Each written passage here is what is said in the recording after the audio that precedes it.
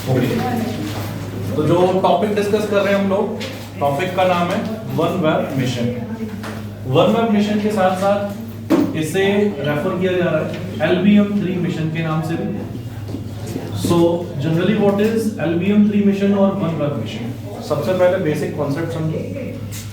देखो आइडिया क्या है इस मिशन के पीछे, इस प्रोजेक्ट के पीछे।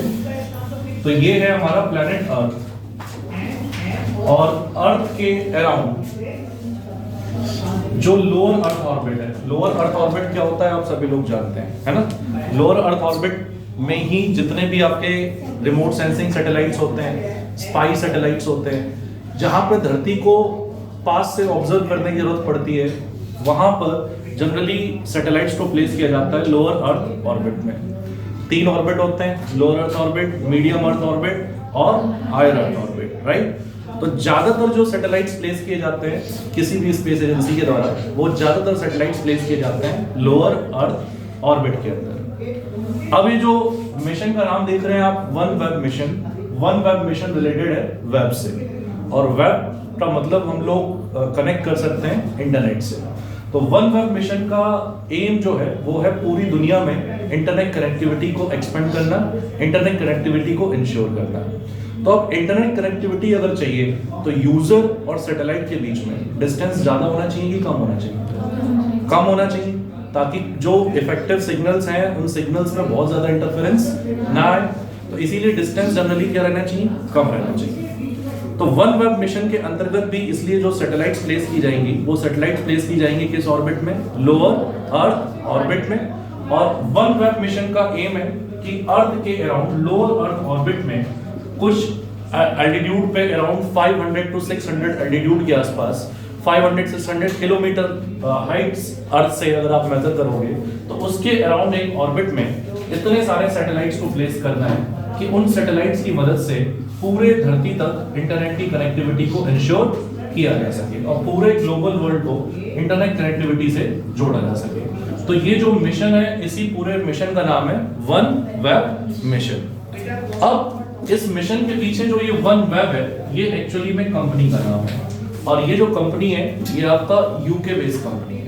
इसका हेडक्वार्टर लोकेटेड है लंदन में, और इस कंपनी के अंदर काफी सारे इन्वेस्टर्स हैं। तो ये जो कंपनी है ये किसी या ये जो मिशन है वो किसी एक सिंगल कंट्री का मिशन नहीं है बेसिकली। इसमें बहुत सारे इन्वेस्टर्स हैं, जिसमें प्राइमरी इन्वेस्टर्स की अगर हम लोग बात करें तो यूनाइटेड किंगडम की जो गवर्नमेंट है वो एक इसमें एक इन्वेस्टर है, और उसके साथ साथ इंडिया की एक बहुत बड़ी कंपनी है आपकी भारती एयरटेल, और कंपनी का नाम प्रॉपर है भारती ग्लोबल, वो इसकी एक बहुत बड़ी इन्वेस्टर है। कुछ 30% के आसपास भारती ग्लोबल का इन्वेस्टमेंट है इसमें, और दुनिया के और भी कई सारे पार्ट से कुछ कंपनीज यहाँ पे इन्वेस्ट कर रही हैं। तो इस वजह से इस मिशन का जो नेचर है वो नेचर आपका अपने आप में ग्लोबल हो जाता है।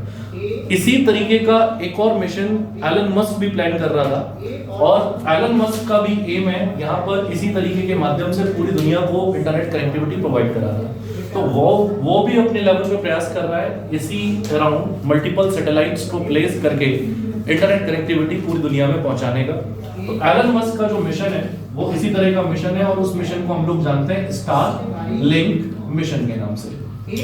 तो ओवरऑल कंक्लूजन ये है कि दुनिया में पूरे वर्ल्ड में इंटरनेट पहुंचाने के लिए 2 इंपॉर्टेंट प्रोजेक्ट जो हैं वो इस समय पे वर्ल्ड में करंटली चल रहे हैं। एक है आपका वन वेब मिशन, जो एक ग्लोबल प्रोजेक्ट है क्योंकि इसमें बहुत सारे इन्वेस्टर्स हैं, और दूसरा है एलन मस्क की कंपनी का प्रोजेक्ट स्टार लिंक मिशन, और इसका भी एम है पूरी दुनिया में इंटरनेट कनेक्टिविटी को इंश्योर करना। ये बेसिक थीम है इस प्रोजेक्ट का। इतनी बात समझ में आई आप सभी को? इसमें कोई डाउट नहीं? अब यहाँ पर दूसरा वर्ड मैंने लिखा है यहाँ पर LBM-3 मिशन। तो LBM-3 क्या है यहाँ पर? LBM-3 के फुल फॉर्म को अगर हम देखें तो इसका मतलब है launch vehicle mark 3। Launch vehicle mark 3।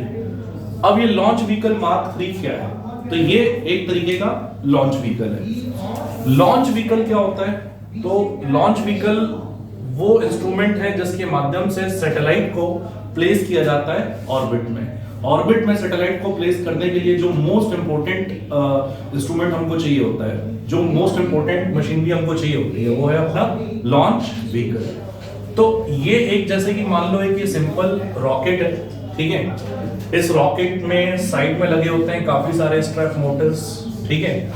और यहाँ पर ये रॉकेट बटा होता है कई सारे स्टेजेस में, जहाँ पे अलग अलग स्टेज में जनरली अलग अलग फ्यूल देखा जाता है, ठीक है। और ये जो ऊपर वाला पार्ट होता है लॉन्च व्हीकल का कंप्लीटली, इस वाले पार्ट में प्लेस किया जाता है इसको सैटेलाइट को, यहाँ पे प्लेस किया जाता है सैटेलाइट को। और यहाँ पर अलग अलग स्टेजेस होते हैं इस व्हीकल के, और अलग अलग स्टेजेस पे अलग अलग फ्यूल होते हैं। तो यहाँ पर लॉन्च व्हीकल मार्क 3 जो है, इसमें जो मोर क्रायोजेनिक स्टेज, फिर उसके नीचे आता है जनरली लिक्विड स्टेज, और फिर उसके नीचे है सॉलिड स्टेज। यानी कि सॉलिड फ्यूल इस स्टेज में बर्न होगा, इस स्टेज में लिक्विड फ्यूल बर्न होगा, और इस स्टेज में आपका क्रायोजेनिक फ्यूल बर्न होगा, राइट। अब रॉकेट का एक बेसिक जो सिस्टम है, रॉकेट का जो एक बेसिक मैकेनिज्म है, वो बेसिक मैकेनिज्म आप सभी लोग जानते हैं कि रॉकेट कैसे अपलिफ्ट होता है। तो रॉकेट जिस प्रिंसिपल पे अपलिफ्ट होता है वो आपका थ्रस्ट फोर्स है। तो या उसी थ्रस्ट फोर्स को जिस हिसाब से जनरेट किया जाता है, उस सिस्टम को हम लोग प्रोपल्शन सिस्टम के नाम से जानते हैं, राइट। अब प्रोपल्शन सिस्टम के अंतर्गत सबसे पहले स्टेज में ये जो स्ट्रैप मोटर्स होते हैं या इसके साथ जो बूस्टर्स होते हैं, वो बूस्टर्स में शुरुआती के स्टेज में सॉलिड फ्यूल को इस लेवल पे बर्न किया जाता है कि उससे मच नीडेड जो थ्रस्ट है वो थ्रस्ट नीचे की तरफ जनरेट होता है। और कोई भी फोर्स नीचे की तरफ लगेगी तो न्यूटन के लॉ को आप जानते हैं कि every force has equal and opposite reaction. तो अगर ये थ्रस्ट नीचे की तरफ लग रहा है फ्यूल के बर्न होने की वजह से, तो फिर उसकी वजह से रॉकेट क्या होता है, अपलिफ्ट होता है। और रॉकेट फिर अपलिफ्ट होता है, और जब एक निश्चित स्पीड वो अटेन कर लेता है कि वो ग्रेविटी को ओवरकम कर पाए, तो फिर वो अर्थ की एटमॉस्फेयर से निकल पाने में कामयाब होता है। या फिर अर्थ की एटमॉस्फेयर से निकलते समय पे ग्रेविटी उसको अपनी तरफ खींच नहीं पाती, इतना रॉकेट इनफ थ्रस्ट जनरेट कर पाता है। यही थ्रस्ट रॉकेट धरती से अपलिफ्ट होने के समय पे, ये धरती से जितना करीब, ग्रेविटी का इन्फ्लुएंस उतना हाई। लेकिन जैसे जैसे रॉकेट ऊपर चलता चला जाएगा तो अब उतनी मच नीडेड थ्रस्ट की जरूरत नहीं पड़ेगी। तो इसीलिए हर स्टेज पे आपको बहुत ज्यादा बूस्टर्स यहाँ पे देखने को नहीं मिलेंगे। फिर उसके बाद एक निश्चित हाइट पे जब रॉकेट पहुंच जाएगा, तो ये वाला पार्ट जो है, नीचे वाला पार्ट, पहले फर्स्ट स्टेज एक्टिव होगा, फिर उसमें सॉलिड फ्यूल बर्न होगा, रॉकेट एक निश्चित हाइट पे जाएगा। ये वाले पार्ट में फ्यूल जैसे ही जल जाएगा, ये वाला पार्ट रॉकेट से डिटैच हो जाएगा, और डिटैच होकर के वो गिर जाएगा कहाँ पे, ओशन के अंदर। फिर सेकंड स्टेज पे लिक्विड फ्यूल वाला पार्ट रॉकेट का जलेगा, रॉकेट एक निश्चित और हाइट पे पहुंच चुका होगा, और फिर इस पार्ट की बर्निंग के बाद भी ये आपका नीचे आ जाएगा ओशन में। और ये जो थर्ड पार्ट है, जहां पर अब रॉकेट इतनी हाइट पे पहुंच गया है कि वहां पर जनरली फ्यूल के लिए जो टेम्परेचर चाहिए वो रिक्वायर्ड टेम्परेचर जनरली होता नहीं है। टेम्परेचर इतना कम हो जाता है, इतना कम हो जाता है कि वहां पर -200 डिग्री सेल्सियस और -180 डिग्री सेल्सियस के आसपास पहुंच जाता है। तो वहां पे फ्यूल को आपको इफेक्टिव बर्न करने के लिए उसे फ्रीज होने से बचाना है, उसको रखना है जनरली लिक्विड स्टेज में।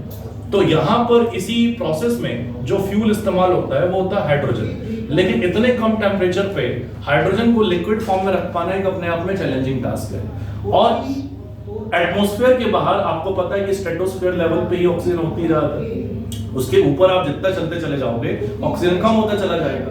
और आप ही सोचो, जब इतना रॉकेट में बर्निंग हो चुकी है फ्यूल की, तो रॉकेट एक बहुत और ज्यादा हाइट के ऊपर पहुंच चुका है, बहुत अच्छी खासी हाइट अटेन कर चुका है, जहां पे ऑक्सीजन की सीरियस कमी है। तो आप कोई भी फ्यूल इस्तेमाल करोगे उतनी हाइट पे, तो उस फ्यूल की बर्निंग कैसे होगी? तो उस फ्यूल की इफेक्टिव बर्निंग के लिए आपको ऑक्सीजन चाहिए ही चाहिए होगा। तो इसी वजह से हाइड्रोजन के साथ साथ ऑक्सीजन का होना भी जरूरी है, और उस ऑक्सीजन का लिक्विड फॉर्म में होना जरूरी है। लेकिन चैलेंज यही है कि हाइड्रोजन को या ऑक्सीजन को आप लिक्विड फॉर्म में रखोगे कैसे? तो जिस प्रोसेस से, जिस टेक्नोलॉजी से ये इंश्योर किया जाता है कि फ्यूल जो है वो लिक्विड स्टेट में रहे और इफेक्टिव बर्निंग हो उतने लेसर टेम्परेचर पे भी, उसी टेक्नोलॉजी को हम लोग कहते हैं, कौन सी टेक्नोलॉजी? Cryogenic technology. कौन सी टेक्नोलॉजी कहते हैं? Cryogenic technology. तो जो यहाँ पर एलवीएम 3 मिशन के अंतर्गत या OneWeb मिशन के अंतर्गत इसरो ने जो टोटल 36 सैटेलाइट्स लॉन्च किए हैं, वो आपका इसी व्हीकल के माध्यम से लॉन्च किए हैं, जिसके ये 3 स्टेजेस होते हैं। यहाँ पे सैटेलाइट होता है, और ये सैटेलाइट भेजा गया है आपका लोअर अर्थ ऑर्बिट के अंदर इंटरनेट कनेक्टिविटी प्रोवाइड करने के लिए। अब इसमें कुछ और बेसिक डिटेल समझो, इस बात को समझने की कोशिश करो कि ये मिशन इंडिया के लिए बहुत ज्यादा हिस्टोरिकल क्यों है।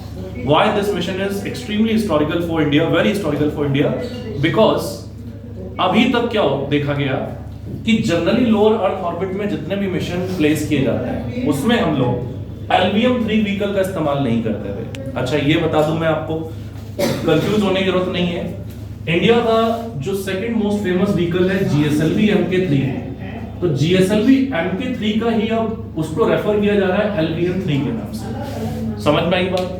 2018 में क्वेश्चन आया था यूपीएससी के एग्जाम में, जिसमें 2018 के यूपीएससी एग्जाम में पूछा गया था, एक ऑप्शन में दिया गया था कि GSLV MK3 has 4 stages. At first stage there is solid fuel, then there is liquid fuel, then there is solid fuel, then there is liquid fuel.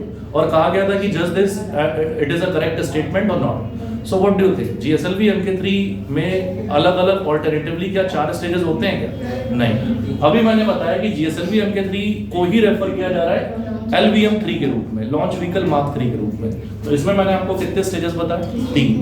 तो GSLV MK3 को ही रेफर किया जा रहा है LVM-3 के रूप में, और इसमें होते हैं 3 स्टेजेस, सॉलिड, लिक्विड और क्रायोजेनिक। लेकिन जो दूसरा लॉन्च व्हीकल है जिसको आप लोग जानते हैं PSLV के नाम से, पोलर सैटेलाइट लॉन्च व्हीकल के नाम से, उसमें होते हैं आपके जनरली 4 स्टेज, और उस 4 स्टेज में सॉलिड, लिक्विड इस तरह की अरेंजमेंट की जाती है। और PSLV जो व्हीकल है वही मोस्ट यूज्ड व्हीकल है इसरो के द्वारा, जिसके PSLV के माध्यम से ही इसरो के जितने भी मैक्सिमम आपके कमर्शियल मिशंस होते हैं या ज्यादातर सैटेलाइट जो लोअर अर्थ ऑर्बिट में प्लेस किए जाते हैं, वो अभी तक आप इसरो की वेबसाइट पे जाओगे और साइड में कॉलम देखोगे तो आप लाइन से देखोगे कि उसमें सब में PSLV का इस्तेमाल किया गया है। सारे के सारे ऑलमोस्ट कमर्शियल मिशन में PSLV का इस्तेमाल किया गया है। तो GSLV का इस्तेमाल जनरली किया जाता था हायर अर्थ ऑर्बिट के लिए या मीडियम अर्थ ऑर्बिट के लिए, लेकिन इस मिशन में हमने लोअर अर्थ ऑर्बिट में इन सैटेलाइट्स को प्लेस करने के लिए इसका इस्तेमाल किया है, GSLV सिस्टम का इस्तेमाल किया है, लॉन्च व्हीकल मार्क 3 का इस्तेमाल किया है। तो ये ऐसा हमने क्यों किया है और ये इसरो के लिए एक सिग्निफिकेंट अचीवमेंट क्यों है? तो देखो, PSLV की एक अपनी लिमिटेशन होती है। PSLV की अपनी एक लिमिटेशन क्या होती है कि PSLV लोअर अर्थ ऑर्बिट के लिए सूटेबल है, लेकिन PSLV की जो पेलोड कैपेसिटी है, पेलोड कैपेसिटी का मतलब कितना वेट वो कैरी करके लोअर अर्थ ऑर्बिट में पहुंच सकता है और वहां पे सैटेलाइट को रिलीज कर सकता है, तो जो उसकी पेलोड कैपेसिटी है PSLV की वो है बहुत कम,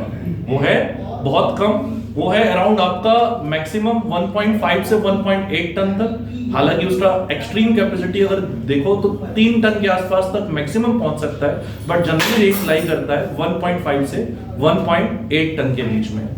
अब भारत को लॉन्च करने थे OneWeb मिशन के अंतर्गत टोटल 36 सैटेलाइट स्पेस में लोअर अर्थ ऑर्बिट में।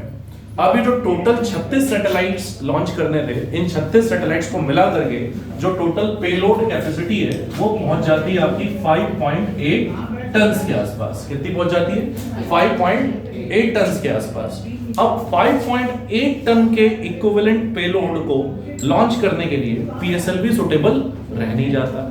अब PSLV सुटेबल रह नहीं जाता तो इसके कारण अभी तक इतना हैवी या इतना हाईएस्ट हैवी लोड अभी तक इसरो ने अपनी तरफ से कहीं पे भी आपका लोअर अर्थ ऑर्बिट में प्लेस किया नहीं था, है ना। हमारा रेंज इस पेलोड में बहुत कम था।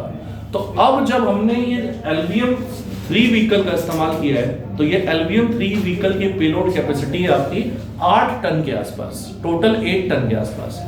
तो LVM-3 व्हीकल की कैपेसिटी आसानी से बन जाती है कि वो 5.8 टन जैसे पेलोड को आसानी से वो लोअर अर्थ ऑर्बिट में रिलीज करके आ जाए। तो यहां पर इस बात से, इस डिस्कशन से आपको ये कंक्लूजन निकालना चाहिए। कंक्लूजन क्या निकालना चाहिए कि भाई लोअर अर्थ ऑर्बिट के अंदर इन जनरल PSLV का इस्तेमाल होता है, लेकिन PSLV कैपेबल नहीं है बहुत हैवी पेलोड को लोअर अर्थ ऑर्बिट में प्लेस करने के लिए। तो अगर लोअर अर्थ ऑर्बिट में हमें हैवी पेलोड्स डिप्लॉय करने, तो उस प्रोसेस में PSLV का हमें कुछ ना कुछ ऑल्टरनेटिव ढूंढना पड़ेगा, और इसरो के साइंटिस्ट ने वही जो ऑल्टरनेटिव यहाँ पे ढूंढा है, उसी ऑल्टरनेटिव का नाम है लॉन्च व्हीकल मार्क 3। समझ में आया? ये लॉन्च व्हीकल है आपका। तो इसी की मदद से 36 सैटेलाइट्स यहाँ पर अर्थ के अराउंड हम लोगों ने प्लेस किए हैं, और इस 36 सैटेलाइट्स और आगे भी और प्लेस करेंगे। और ये प्लेसिंग जो हुई है सैटेलाइट की वो OneWeb मिशन के अंतर्गत हुई है, और इस OneWeb मिशन के अंतर्गत टोटल आपका बताया जा रहा है कि 600 से भी ऊपर सैटेलाइट्स यहाँ पर अर्थ के ऑर्बिट्स में प्लेस किए जाएंगे, ताकि पूरी दुनिया को इंटरनेट कनेक्टिविटी मिल सके। ये बात समझ में आई? इसमें अभी तक कोई डाउट है किसी को? कोई डाउट है? ठीक है फिर। तो अब देखो OneWeb मिशन के बारे में थोड़ा और बता देता हूँ, और ये और बता देता हूँ कि ये कॉन्ट्रैक्ट इसरो को मिला कैसे, थोड़ा सा आप जियो पॉलिटिक्स से भी कनेक्ट कर पाएंगे। हो क्या रहा था कि OneWeb का प्रोजेक्ट जो था, इसके अंतर्गत जो सैटेलाइट्स की लॉन्चिंग होनी थी अर्थ के अराउंड, तो ये कॉन्ट्रैक्ट एक्चुअली था रशियन स्पेस एजेंसी के पास। तो रशिया की स्पेस एजेंसी का नाम है रॉसकॉस्मोस, ठीक है। तो रॉसकॉस्मोस ऑलरेडी OneWeb के लिए कुछ 400 के आसपास सैटेलाइट्स लॉन्च कर चुका था, लेकिन तभी आता है यूक्रेन रशिया वॉर, और यूक्रेन रशिया वॉर के बाद यहाँ पर आपने देखा कि यूके का स्टैंड रशिया को लेकर के क्या रहा है। UK always openly criticises Russian president and Russian actions, है ना। तो उस कॉन्टेक्स्ट में जब ये वॉर स्टार्ट हुआ, तो रॉसकॉस्मोस ने OneWeb के साथ अपनी ये डील कैंसिल कर दी। और इससे पहले इंडिया ने इतना हैवी लोड जो है वो इस लो अर्थ ऑर्बिट में प्लेस किया नहीं था, लेकिन उधर जब रॉसकॉस्मोस से ये डील कैंसिल हुई, तो फिर ये सवाल उठे कि अब OneWeb को उस समय पे बहुत लॉस हुआ, और उन्होंने ये क्वेश्चन किया कि अब फिर ये मतलब अपना प्रोजेक्ट अब हम किससे करवाएं। तो उसके बाद एक ऑल्टरनेटिव के रूप में उनको दिखा इसरो, और इसरो को ये फर्स्ट फेज में 36 सैटेलाइट्स प्लेस करने का काम मिला है। अब 36 सैटेलाइट्स इसरो ने सक्सेसफुली प्लेस कर दिए LVM-3 व्हीकल के माध्यम से, और जैसे कि मैंने कहा आपको कि OneWeb मिशन के अंतर्गत 600 प्लस सैटेलाइट्स जो हैं वो लॉन्च किए जाएंगे पूरे धरती को ग्लोबल इंटरनेट कनेक्टिविटी प्रोवाइड करने के लिए। तो आगे और फेजेस में, यही आने वाले जनवरी 2023 में इसरो जो है वो आपको और इस तरह के लॉन्चेस करते हुए नजर आएगी। समझ में आई बात ये? तो इस तरीके से इसरो को एक कॉन्ट्रैक्ट मिला, और कुछ 1000 करोड़ रुपीस का एक कॉन्ट्रैक्ट था फर्स्ट फेज का, तो उसमें इसरो ने ये सक्सेसफुली एग्जीक्यूट कर लिया, फर्स्ट अटेम्प्ट में एग्जीक्यूट कर लिया, और यहाँ पे हिस्ट्री बना दिया। इतना heavy payload lower earth orbit में प्लेस करने के बाद इसरो आ गया है उन कंट्रीज की कैटेगरी में जिनकी कैपेबिलिटी है बहुत हैवी पेलोड ऑर्बिट में प्लेस कर देने की। तो ये थी आपकी इसरो की सिग्निफिकेंट अचीवमेंट। अब सवाल यहाँ पे क्या बन सकते हैं हमारे एग्जामिनेशन के पर्पज से? पहला क्वेश्चन बन सकता है कि OneWeb mission is in news. It is related to number one thing, global internet connectivity, and number two thing, ISRO launching of 36 satellites for executing this mission. दूसरा, इस मिशन को एग्जीक्यूट करने में किस व्हीकल का इस्तेमाल हुआ?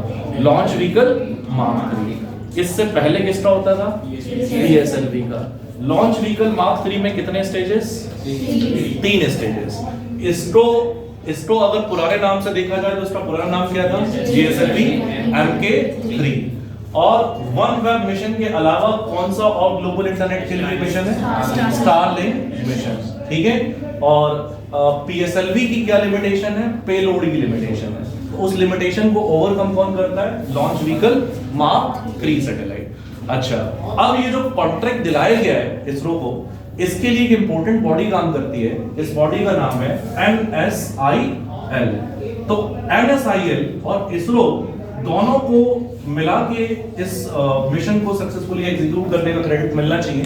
तो NSIL and new space India limited, इसको समझो कि आप ये इसरो का एक तरीके का कमर्शियल आर्म है। कमर्शियल आर्म से क्या मतलब? कि जो प्राइवेट सेक्टर और इसरो के बीच में एक लिंकेज का काम करता है, और इंडिया की प्राइवेट सेक्टर का भी पार्टिसिपेशन स्पेस में बहुत आना चाहिए। इसके लिए प्राइवेट सेक्टर को किसी भी प्रकार की इक्विपमेंट्स के टर्म्स में, टेक्नोलॉजी के टर्म्स में कोई भी हेल्प चाहिए, तो इसरो और प्राइवेट सेक्टर के बीच में जो लिंक बनेगा, जो बॉडी लिंक बनेगा, जो इसरो का कमर्शियल आर्म बनेगा, इसरो को अगर कोई प्रोजेक्ट्स करवाने हैं इसरो से किसी प्राइवेट सेक्टर को, तो प्राइवेट सेक्टर जिसको कांटेक्ट करेगी इसरो से अपने प्रोजेक्ट्स को एग्जीक्यूट कराने के लिए, उस बॉडी का नाम क्या है?